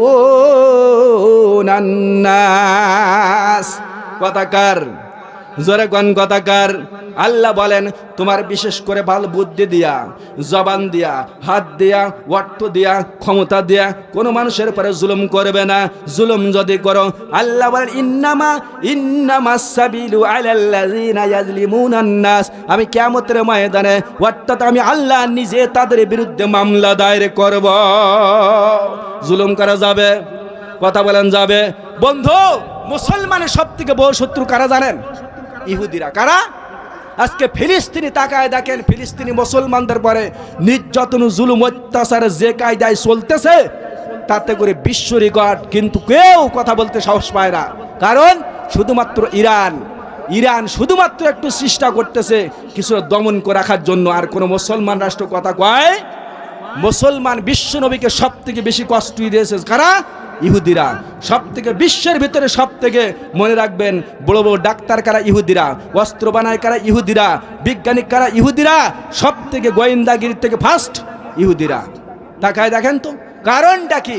এই ইহুদি বন্ধু, এই ইহুদিরা তাম পৃথিবীর ভিতরে মাতব্বারি করতে চায়। যেরকম জুনাহিদ বাগদাদি রহমতুল্লাহ আলাই, উনি একজন বড় আল্লাহর ওলি ছিলেন। উনি একদিন এরকম বসে ওয়াজ করতেছে, ওয়াজ করতে করতে হঠাৎ করে ওনার একজন বন্ধু ছিলেন ইহুদি মাঝখান থেকে উঠে দাঁড়িয়ে গেছে। আব্বা, এখান থেকে যদি মাঝখান থেকে কেউ উঠে দাঁড়িয়ে যান, আর দাঁড়িয়ে যাওয়ার পরে বাইরে আমার সাথে সাথে যদি এরকম ওয়াজের ভিতরে মাঝখানে দাঁড়ায় কথা বলে, রাগ হয় না? কথা বলে হয় না? কারণ কোরআনের কথা বলতেছে, এখানে বেয়াদবি করলে আপনি নেকি কামাই করতে আসছেন, আপনি এখানে গুনাহ নিয়ে বাড়ি যাবেন? কেউ চায় না, পাগলেও চায় না। বলতে, হুজুর আপনার ওয়াজ বন্ধ করেন। সাথে সাথে এই কথা বলার পরে হঠাৎ করে জুনাহিদ বাগদাদি রহমতুল্লাহ আশ্চর্য হয়ে গেলেন, ব্যাপার কি? হে ইহুদি বন্ধু, তুমি সবসময় কথা শোনো, আজকে এরকম করতেছো কেন? বলে, হুজুর ওয়াজ বন্ধ করেন, কারণ আমাদের 1 লক্ষ মাহফিল, 1 লক্ষ ইহুদি এক জায়গায় হবে, ইয়ামিন থেকে একজন পাদ্রী আসবে, ওইখানে বসে সুন্দর করে বাইরে আমার ওই আমাদের ইহুদি অর্থাৎ সমস্ত এক জায়গায় বসে যে কথাগুলো আমাদের ওই বক্তা বলবে, সারা বছর অক্ষরে অক্ষরে পালন করব, আমরা এই মাহফিলে যাব, দয়া করে আজকে মাহফিল সমাপ্ত ঘোষণা করেন। বলে, ঠিক আছে। তবে শোনো বন্ধু, ওই যে ইহুদি সব থেকে চালাক বুদ্ধিমান, আমি জানি বিশ্বনবীকে কষ্ট দিয়েছে, আজকে ইহুদিদের আমি সাইজ করব, তুমি কোনো কথা বলবে না। বলে, না বন্ধু, ইহুদি বিশেষ করে ওই ইহুদিদের মধ্যে কোনো মুসলমান বাচ্চা প্রবেশ করলে জিন্দগিতে কোনো দিন সে বাইরে আমার এই লাশ অর্থাৎ মুন্ডু নিয়ে আসতে পারবে? বলে, এখন উপায় কি তাহলে? বলে, ওরা যে পোশাক পরে, ওই পোশাক পরিধান করিয়া যদি কোনো কায়দায় ওখানে বসতে পারেন, তাহলে ওয়াজটা মাহফিলটা সুন্দরভাবে শুনতে পারবেন। বলে, তাই নাকি? বলে, ঠিক আছে, তবে খবরদার যেন ধরা না পড়ো। জুনাইদ বাগদাদি 1 পা 2 পা করে হাঁটতে হাঁটতে সুন্দর করে পোশাকটা পরে, ইহুদিরা ঠিক যে পোশাক পরে মাহফিলি বসছে, ওই পোশাক পরে 1 লক্ষ ইহুদির মাঝখানে বসে গেছে, জোরে কোন মারহাবা। বন্ধুরা আমার, বসে গেছে। প্রথম বক্তার আলোচনা শেষ, দ্বিতীয় বক্তার আলোচনা শেষ, প্রধান বক্তা যে স্টেজে উঠে মাথা নিচু করে বসে আছে, বাইরে আমার কোনো কথা বলতেছে না। জুনাইদ মনে মনে চিন্তা করতেছে ইহুদিদেরকে সাইজ করবে, আমার নবীকে কষ্ট দিয়েছিল তারা সব থেকে বেশি। বন্ধুরা আমার, সঙ্গে সঙ্গে প্রথম বক্তা অর্থাৎ প্রধান বক্তা মুরব্বী মানুষ ইয়ামিন থেকে আসছে, মাথা নিচু করে বসে আছে, কোনো কথা বলতেছে না। অনেকক্ষণ হয়ে গেল, 5 মিনিট হয়ে গেল, কথা বলে না। 10 মিনিট হয়ে গেল, কথা বলে না। স্বেচ্ছাসেবক বাহিনী যারা ছিল তারা ডাক দেয়া বলে, হুজুর বেয়াদবি ক্ষমা করবেন, শরীরটা কি খারাপ? বলে না। বলে মনটা খারাপ? বলে না। তাহলে বাড়িতে কোনো গন্ডগোল বাঁধে আসছেন? বলে তাও না। বলে কেন কথা বলেন না? যদি শরীরে খারাপ হয় আধা ঘন্টা কথা বলে মনোজাত করে দেন, আমরা সন্তুষ্ট থাকবো। বন্ধুরা আমার, আজকে আমি প্রধান বক্তা যদি আধা ঘন্টা বা 10 মিনিট যদি মুখ বুজে বসে থাকি, আপনাদের রাগ হবে কি হবে না? জোরে কোন হবে কি হবে না? বন্ধুরা আমার, এমন সময় হঠাৎ করে ওই মুরব্বী মাথা নিচু করে বসে আছে, কোনো কথা বলতেছে না, ব্যাপারটা বুঝে আসে না কি ব্যাপার, কিচ্ছু বুঝতে পারতেছে না কেউ কিচ্ছু। এমন সময় 15 মিনিট পর আস্তে করে মাথা উঁচু করে ডাক দেওয়া বলে, বাবা জুনাইদ, তুমি আস্তে করে মসখান থেকে উঠে দাঁড়িয়ে যাও। স্বেচ্ছাসেবক বাহিনী তাকায় তাকে একজন মুসলমান প্রবেশ করেছে, যার কারণে এতক্ষণ পর্যন্ত 15 মিনিট পর্যন্ত আমি কোনো কথা বলতে পারতেছি না। সুবহানাল্লাহ, কাল বাড়ি গিয়ে বলি ভালো হবে। কোন জায়গা বলবেন? কাল বাড়ি গিয়ে বলি সবচেয়ে ভালো হবে না? সুবহানাল্লাহ বলে নেকি হয় না? কথা বলে একবার সুবহানাল্লাহ বলে 70টা নেকি। তো একটা নেকির মূল্য আপনি একটু আগে বললাম উহুদ পাহাড়ের থেকে দামি। কোটি, মিলিয়ন, বিলিয়ন, ট্রিলিয়ন, ট্রিলিয়ন, এখনো পর্যন্ত বিজ্ঞানীরা হিসাব আবিষ্কার করতে পারে ট্রিলিয়নের উপরে। তাই এই যে কোটি কোটি মন পাথর সম্পূর্ণ সোনা বানাইয়া বিক্রি করলে একটা নেকির মূল্য হবে না। একটা নেকির মূল্য একবার সুবহানাল্লাহ আপনার জবান থেকে উচ্চারণ করলে 70টা নেকি। বন্ধুরা আমার, মুসলমান সাহস করে জুনাইদ বাগদাদি মনে মনে চিন্তা করেছিল, আমার বোন আমার বন্ধু বলেছিল এই লক্ষ্য ইহুদির মাঝখান থেকে যদি আমি উঠে দাঁড়াইয়া যাই আর এরা যদি টের পায় আমাকে জবাই করে দেবে, তাহলে আপনার আমার মতো মুসলমান হলো ওইখানে পেশাব হতো না, পায়খানা হতো। কথা কয় না? কথা বলেন। বন্ধুরা আমার, একটু কথাগুলো খেয়াল করে শুনতে হবে। এমন সময় জুনাইদ বাগদাদে সঙ্গে সঙ্গে উঠে দাঁড়িয়ে গেছে। জুনাইদ মনে মনে চিন্তা করতেছে, আল্লাহ বলেছে ওয়ালা তাহিনু ওয়ালা তাহজানু ওয়া আনতুমুল আ'লাউনা ইন কুনতুম মুমিনিন। আল্লাহ বলে ভয় পেও না, টেনশন করো না, যদি তোমরা ইমানদার হও।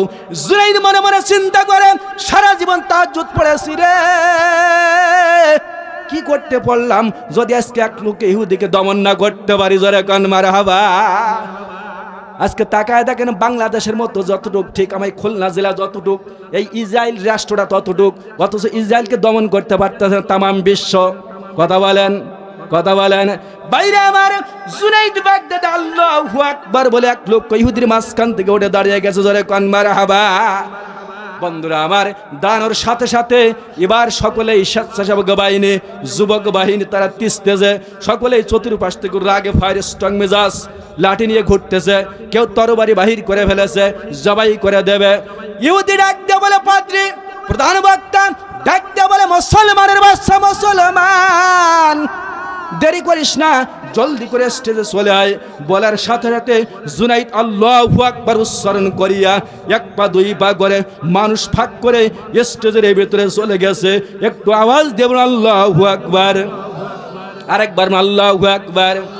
বন্ধুরা আমার, সঙ্গে সঙ্গে জুনাইদ বাগদাদি রহমতুল্লাহ আলাইহি লক্ষ্য করে ডাক দিয়ে বলতেছে, এ মুসলমানের বাচ্চা মুসলমান, সত্য করে বল, এই ইহুদির মাহফিলে কেন ডিস্টার্ব করতে আসছিস?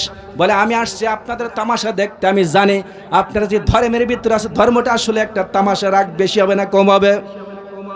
জোরে কোন ভাই। আগুনের মধ্যে যদি একজন গেছে পানি দিতে, আরেক বন্ধু চিন্তা করতে পানি দেবে, সস্তা পানি তো দাম না, আমি এক টিন কিরাসিন নিয়ে যাই, আমার বন্ধু দামি জিনিস নিয়ে যাই, কিরাসিন দিলে বেশি হবে না কম হবে? কথা কয় না। বন্ধুরা আমার, প্রধান বক্তা ডাক দিয়ে বলে, মুসলমানের বাচ্চা মুসলমান, কেন আসছিস আমাদের এই মাহফিল বন্ধ করতে, মাহফিল ডিস্টার্ব করতে? বলে আমি আসছি তামাশা দেখতে, ভণ্ড ধর্ম নিয়ে তোমরা লাফালাফি করতেছ। এই কথা যখন উচ্চারণ করলেন, বসা ছিলেন প্রধান বক্তা উঠে দাঁড়িয়ে গেলেন। জুনাইদ কিন্তু নরম হইতেছে না, কারণ জুনাইদ এখানে বিচার করবে কোরআন বুকের ভিতর আছে, এই কোরআন বুকের ভিতর আছে প্রকৃত ইমানদার। জুনাইদ মনে মনে চিন্তা করে আমি মুসলমান, আল্লাহ বলেছে ইমানদারদের কোনো ভয় নাই, কোনো টেনশন নাই, কোনো চিন্তা নাই, আমাকে যাই বলে আমি আল্লাহর উপর ভরসা করে ইনশাল্লাহ টিকে থাকবো। জোরে কান মারহাবা। বাইরা আমার কথা ভালো করে খেয়াল করুন। এমন সময় হঠাৎ করে জুনাইদ বাগদাদিকে লক্ষ্য করে বলে, হে মুসলমানের বাচ্চা মুসলমান, তিনটা প্রশ্ন করব, এই তিনটা প্রশ্নের জবাব যদি সঠিকভাবে তুই দিতে পারিস তাহলে আমি বুঝবো তুই খাঁটি প্রকৃত মুসলমান, না হলে আমি বুঝবো তুই একজন ভণ্ড। জুনাইদ বাগদাদি বলে, তিনটা প্রশ্নের জবাব যদি আমি দেওয়ার পরে তুমি সন্তুষ্ট হন আপনি, তাহলে কি করবেন? বলে আমি এই মুহূর্তে বুঝতে পারবো আসলে তুই একজন পাক্কা ইমানদার, না হলে তুই কি ভণ্ড। বলে প্রশ্ন করুন। বলে প্রশ্নটা হলো এই, আমি শুনেছি মুসলমান আলেমরা বাস করে একটা তামাম পৃথিবীর ভিতরে যেমন কত কোটি কোটি মানুষ বাস করে, আমি শুনেছি জান্নাতের ভিতরে এমন একটি গাছ নাকি হবে, গাছের গোড়া উপরের দিকে থাকবে, ডালপালা নিচের দিকে থাকবে। আরে জুনাইদ, আমি কিছুই বুঝতে পারলাম না, ফল ফলাদি কেমন করে গাছের নিচের দিকে থাকে আর উপরের দিকে কেমন করে অর্থাৎ গোড়া থাকে, আমি কিছুই বুঝলাম না। আর একটা না আছে নাকি তামাম জান্নাত গ্রাহ করে ফেলাইবে, অথচ আমি শুনেছি সর্বশেষ যে জান্নাতে যাবে রে ও জুনাইদ, তাকে নাকি 10টা দুনিয়া একত্রিত করলে যতটুকু জায়গা হবে থার্ড ক্লাস জান্নাতে নাকি অতটুকু জায়গা দেওয়া হবে, অথচ একটা গাছে তামাম জান্নাত ঘেরাও করে ফেলাইবে। এটা আমার বুঝে আসে না। দুনিয়ার কোন যুক্তি দিয়ে জুনাইদ যদি বুঝাইতে পারো রে, আমি বুঝবো তুই আসলে প্রকৃত ইমানদার। জোরে কোন মারহাবা। বন্ধুরা আমার, ঠিক আছে। 2 নাম্বার প্রশ্ন, আমি শুনেছি জান্নাতের মধ্যে নাকি মানুষ গলা পর্যন্ত খাবে, পায়খানা হবে না, প্রসাব হবে না। বন্ধুরা আমার, এটা আমি বুঝতে পারি নাই। দুনিয়ার জমিনে যদি পায়খানা 3 দিন না হয়, MBBS এর বাড়ি যাওয়া লাগে কি লাগে না? কথা কয় না। এই জুনাইদ, তোদের মুসলমান আলেমরা বলে জান্নাতের ভিতর গলা পর্যন্ত মানুষ খাবে রে, পায়খানা হবে না, প্রসাব হবে না। এটা আমি বুঝে আসে না, কেমন করে হবে? দুনিয়ার কোনো যুক্তি দিয়ে আমারে বোঝাইতে হবে, কারণ আমি কিছুই বুঝলাম না।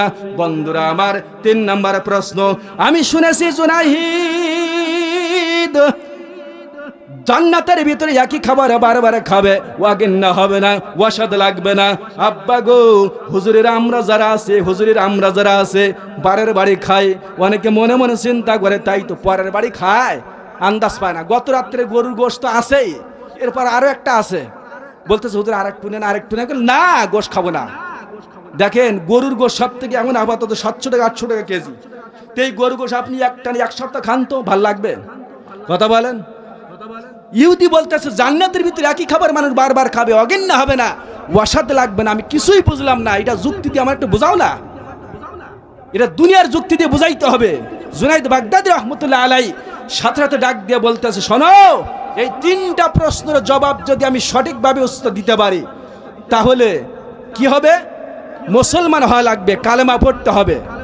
স্বেচ্ছাসেবক বাহিনী যারা আছে ইনারা বলতেছে হুজুর তো ঠিকই কথা বলতেছে। কি ব্যাপার, আপনি প্রশ্নের জবাব পাইলে কি উপহার দেবেন হুজুরকে, মুসলমান হুজুরকে? জনগণ তো হুজুরের পক্ষে, জনগণ অর্থাৎ জুনাইদের আস্তে আস্তে পক্ষে চলে আসতে সাহায্য করে কে? জোরে কোন কে? আরো জোরে বলেন কে? আল্লাহ বলেন, আলা ইন্না আউলিয়া আল্লাহি লা খাউফুন আলাইহিম ওয়া লাহুম ইয়াহজানুন। কথাকার আল্লাহ বলে আমার ওলিদের কোনো ভয় নাই, কোনো টেনশন নাই। কার কথা? জোরে কোন কার কথা? জুনাইদ বাগদাদি বলে 3টা প্রশ্নের জবাব আমি সঠিকভাবে দেব রে। আপনি প্রশ্ন করেছেন আমার কাছে, আমি জবাব দেব, কিন্তু আমি একটা প্রশ্ন করব, জবাব দেওয়ার পরে উত্তর আপনাকে দিতে হবে। যেহেতু আপনি একজন সুন্দর ফার্স্ট ক্লাস ইহুদি ধর্মের পণ্ডিত, অনেক কিছু জানেন, অনেক কিছু বোঝেন, কেন আপনি গোপন করেন? স্পষ্ট এই লক্ষ মানুষের ভিতরে বলে দিতে হবে। বন্ধুরা আমার, উনি বারবার বলতেছে না পারুক, আমি পারবো না, আপনার প্রশ্নের জবাব আমি দেব না, তবে একটা কথা, আমার প্রশ্নের জবাব দিতে হবে। জুনাইদ ইহুদিদের দিকে তাকাইয়া ডাক দিয়ে বলে, আপনারা বিচার করেন। উনি প্রশ্ন করবে আমার কাছে, তাহলে প্রশ্ন যদি আমার কাছে 3টা করে আমি জবাব যদি দিতে পারি, আমি একটা করলে উনি কেন পারবে না? জনগণ বলতেছে আপনাকে অবশ্যই বলতে হবে একটা প্রশ্নের জবাব। মুসলমানের বাচ্চা মুসলমান, আমরা এখানে অন্যায় করব না, আমরা কোলটান সোলটান করব না, ন্যায়ের উপরে থাকব। এই জন্য কাজেই আপনি একটা প্রশ্নের জবাব দিতে হবে। বন্ধুরা আমার, জুনাইদ প্রশ্নের জবাব দিতেছে, শোনো বন্ধুরা আমার, এমন সময় এই পাদ্রী শুনে রাখো, আল্লাহ রাব্বুল আলামিন সুন্দর করে বলেছেন, একটা দুনিয়ার জমিনে দেখেন আল্লাহ রাব্বুল আলামিন তামাম পৃথিবীতে ভাই 200 কয়টা রাষ্ট্র, সমস্ত রাষ্ট্রে আল্লাহ রাব্বুল আলামিন সূর্য সৃষ্টি করেছে কয়টা? জোরে কোন, আরো জোরে। সূর্যের ভাই সোজামুখ উপরের দিকে, ফেরেশতারা বরফ সেটাইতেছে, ঠান্ডা পানি সেটাইতেছে, আর উল্টা মুখ আমাদের জমিনের দিকে, তাই 7 মাস সহ্য হয় না। আল্লাহ রাব্বুল আলামিন জুনাইদ রে, তাম পৃথিবীর ভিতরে একটা সূর্য দিয়ে যদি আলো দিয়ে ঢেকে রাখতে পারে রে, জান্নাতের ভিতরে আল্লাহ কেন পারবে না? জোরে কান মারহাবা। উনি এসে দুনিয়ার যুক্তি হয়েছে, কথা বলেন বাইরে আমার। ইহুদিকে লক্ষ্য করে ডাক দেয়া বলে, 2 নম্বর প্রশ্নের জবাব আপনি শুনুন। 2 নম্বর প্রশ্নের জবাব দিতে যা, শোনো, গলা পর্যন্ত খাবে, পায়খানা হবে না, প্রসাব হবে না, দুনিয়ার কোনো যুক্তি দিয়ে তুমি আমারে বুঝাইতেছ। ও বন্ধুরা আমার, কথা ভালো করে বুঝতে হবে। ও বন্ধু, মায়ের গর্ভে যখন সন্তান যায়, মায়ের মাসিক বন্ধ হয়ে যায় কি যায় না? জোরে কোন, যায় কি যায় না?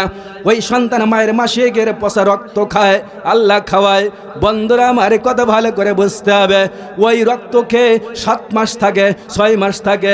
অনেক সন্তান আছে আব্বাজান 3 মাস পর মারা যায়, 9 মাস থাকে, 10 মাস পরে না। ওই 9 মাস, 7 মাস, 8 মাস ওই রক্ত খায়, পেটের ভিতরে কি ওই সন্তান পায়খানা ফেরে? কথা কন, জোরে কন। বন্ধুরা আমার, ইহুদিকে লক্ষ্য করে ডাকতে বলে, ইহুদি রে, ও ইহুদি শুনে রাখো, 9 মাস 7 মাস পর্যন্ত পায়খানা হয় না, প্রসাব হয় না। আল্লাহ রাব্বুল আলামিন যদি পারে, জান্নাতের মধ্যে কেন পারবে না? জুনাইদ বাগদাদী রাহমাতুল্লাহ আলাইহি সাথে সাথে বুঝতে পারলেন, ঠিক আছে বুঝলাম, তবে 3 নম্বর প্রশ্ন, একই খাবার মানুষ বারবার খাবে, ওয়াগিন্না হবে না, ওয়াসাদ লাগবে না, এটা আমি বুঝতে পারলাম না, দুনিয়ার কোনো যুক্তি দিয়ে বোঝাইতে হবে। বন্ধুরা আমার, একটা কথা মনে রাখবেন, এই কোরআন আল্লাহ সৃষ্টি করেছে কয়টা?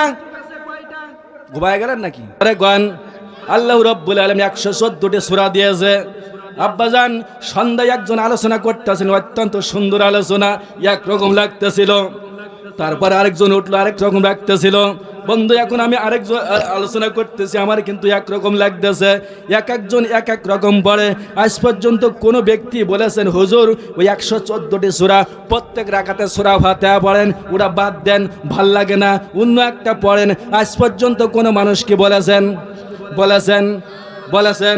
বলেন নাই। যতই পড়ি ততই মধুর লাগে, কথা বলেন ঠিক কিনা? কোরআন না পড়িয়া যে গেল মরিয়া, কাঁদবে কবরেতে একা, আজাবের পাইবে রে সে দেখা, মুমিন ভাই আজাবের পাইবে রে সে দেখা। এই জন্য কোরআন শিখতে হবে, বুঝতে হবে। জুনাইদ রে, জান্নাতের মধ্যে একই খাবারে খাওয়াইবে। বন্ধুরা আমার, অগিন্না হবে না, ওয়াসাদ লাগবে না। আল্লাহ রাব্বুল আলামিন আমাদের মুসলমানদের ভিতরে একটা কোরআন নাজিল করেছে আল্লাহ রাব্বুল আলামিন, অত্যন্ত সুন্দর, যতই পড়ে ততই মধুর লাগে।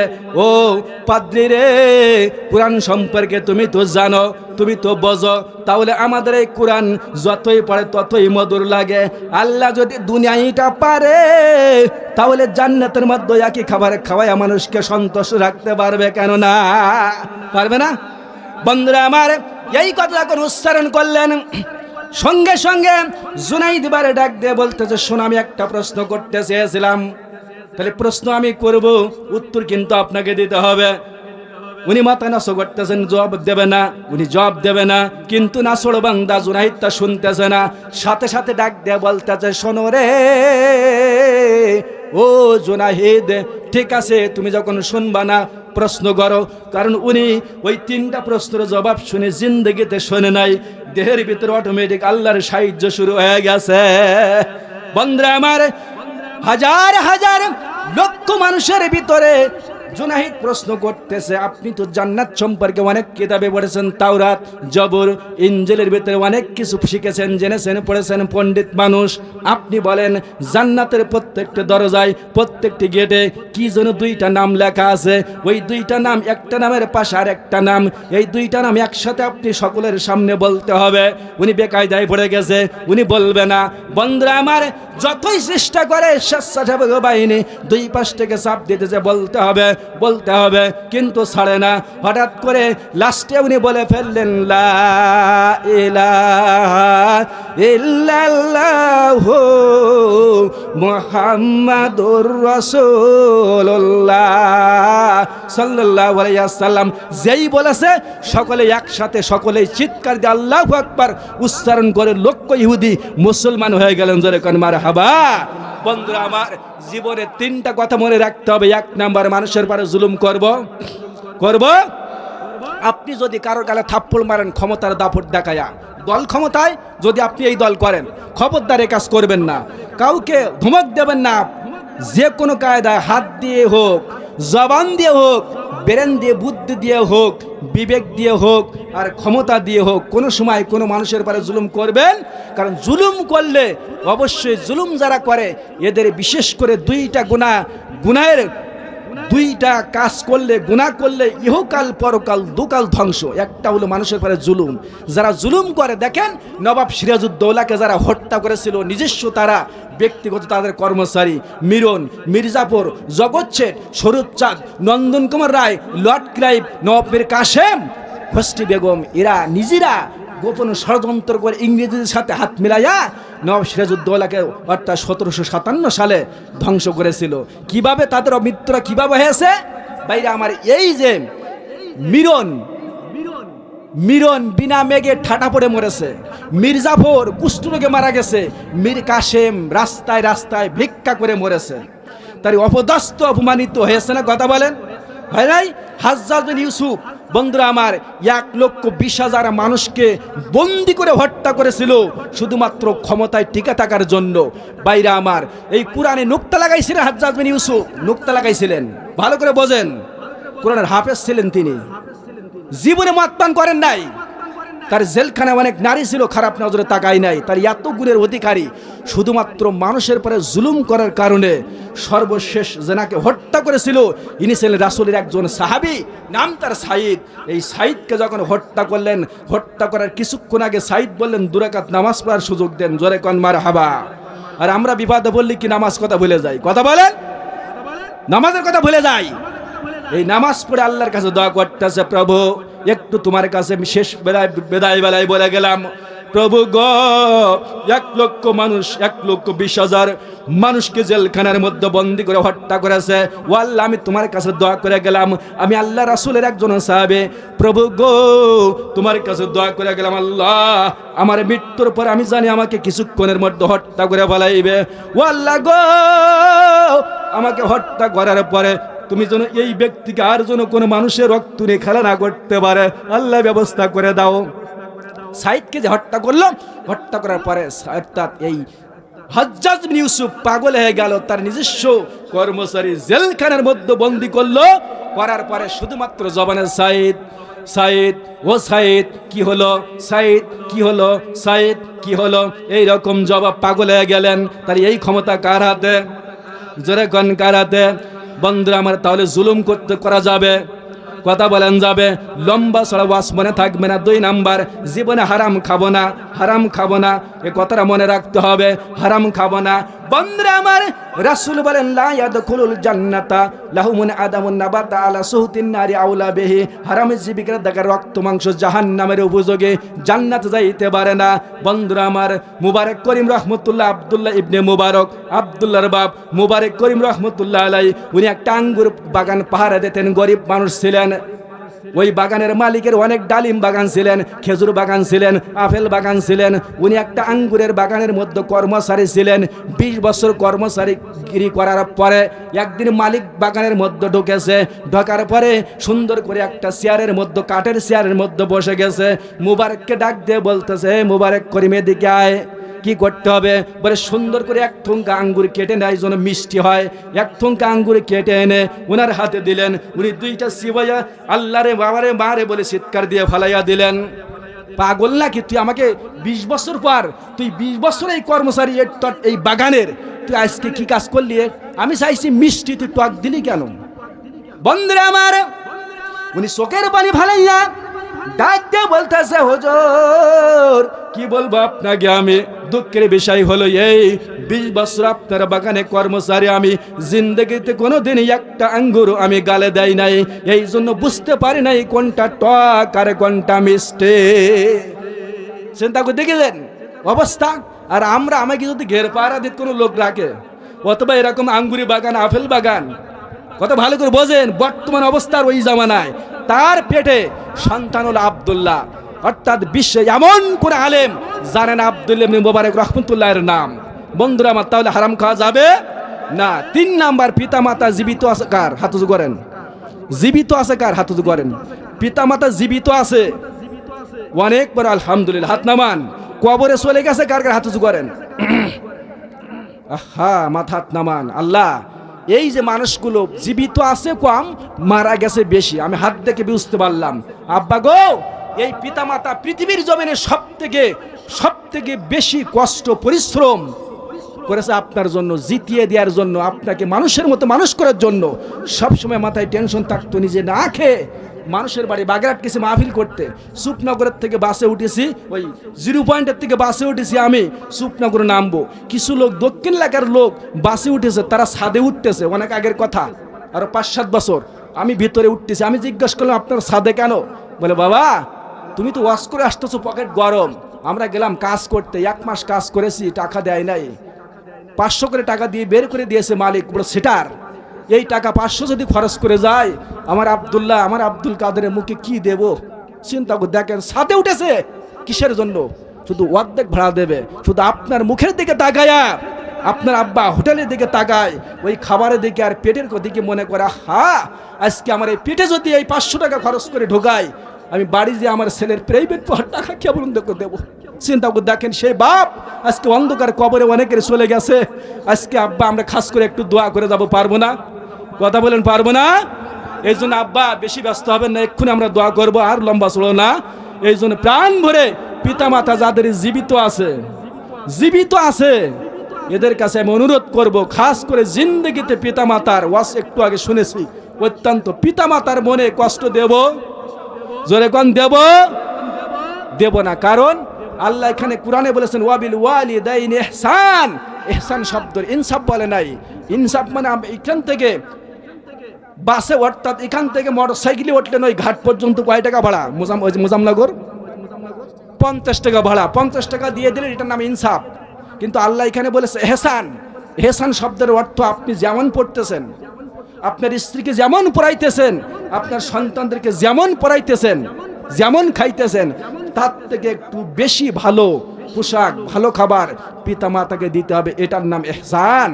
50 টাকা দেওয়ার পর ড্রাইভারকে যদি আর 10 টাকা দিয়ে বললেন, বাবা কষ্ট করে চালিয়ে আসছিস, রাস্তা খারাপ, 10 টাকা দিলাম, এটার নাম এহসান। অতিরিক্ত পিতা মাতা আপনি, অর্থাৎ 5000 টাকা দামের বক্স খাটে, সুন্দর করে 5000 টাকা দামের কম্বল, 40,000 টাকা দামের বক্স খাটে ঘুমান, আর আপনার আব্বা বারান্দা একখান কাঠের খাট 1,500 টাকা দাম, ওই খাটে ঘুমায়।